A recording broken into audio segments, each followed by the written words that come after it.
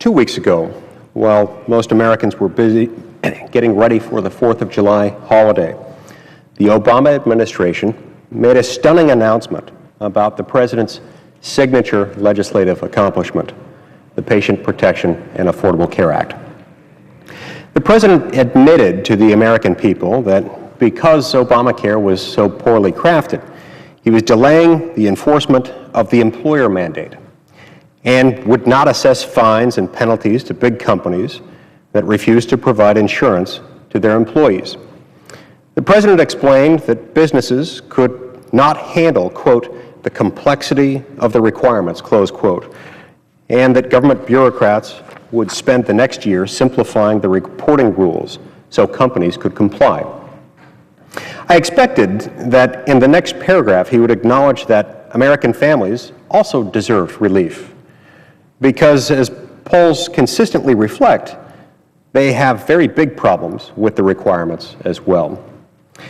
They have concerns about the government-run healthcare scheme known as the exchanges. Henry Chow, the chief technical officer in charge of implementing the Obamacare exchanges, has said, quote, "I'm pretty nervous. Let's just make sure it's not a third world experience," close quote. American families also have very grave concerns about how much Obamacare is going to add to our national debt. The Congressional Budget Office now estimates that the cost to taxpayers over the next 10 years will be $1.8 trillion. Young Americans are particularly concerned about Obamacare because it's becoming clear that they will see the highest increase in health care premiums. One study published in the magazine of the American Academy of Actuaries shows that middle and low-income single adults between 21 and 29 years of age will see their premiums rise by 46%, even after they take the Obamacare subsidy. A joint report by Republicans on the House Energy and Commerce, Senate Finance, and Senate Help Committees that looked at over 30 different studies concluded that, quote, recent college graduates with entry-level jobs who are struggling to pay off student loan debt could see their premiums increase on average between 145 and 189%.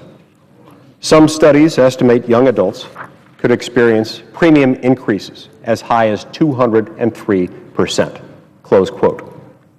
In my state, the state of Utah, premiums for young people will jump anywhere from 56 to 90%. As I read the statement from the Treasury Department, I was shocked to find no mention of these people: parents, families, students, employees, taxpayers, and hardworking Americans in general who were totally left out, along with their concerns about the complexity of the requirements imposed by Obamacare.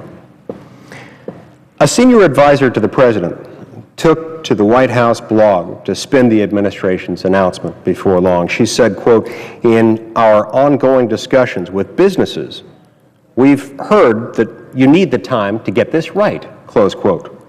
But why aren't American families part of these same ongoing discussions?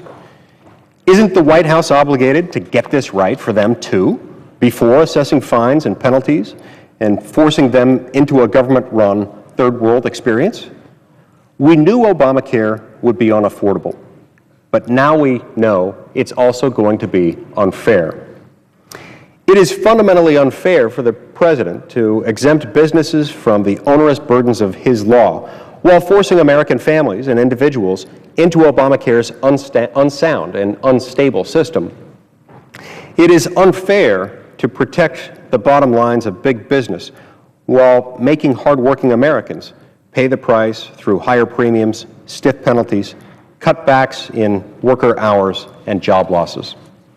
It's unfair to give businesses more time to figure out complex rules and regulations, but force everyone else to figure out equally complex mandates and requirements applicable to individuals. This administration has chosen to put its own political preferences and the interests of various government cronies ahead of those of the American people. Republicans in Congress must now stand up for the individuals and families who do not have the money, who do not have the lobbyists, who do not have the connections, to get this administration's attention on this important issue.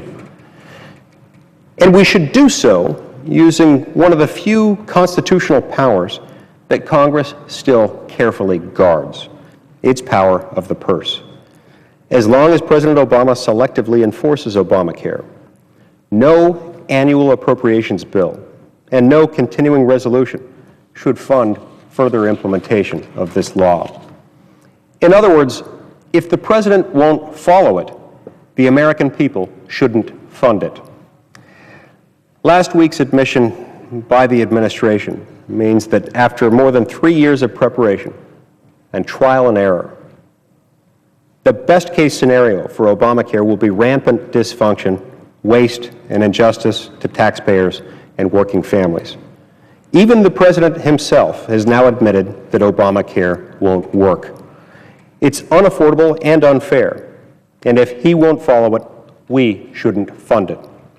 The only reasonable choice now is to protect the country from Obamacare's looming disaster, start over, and finally begin work on real health care reform that works for everyone.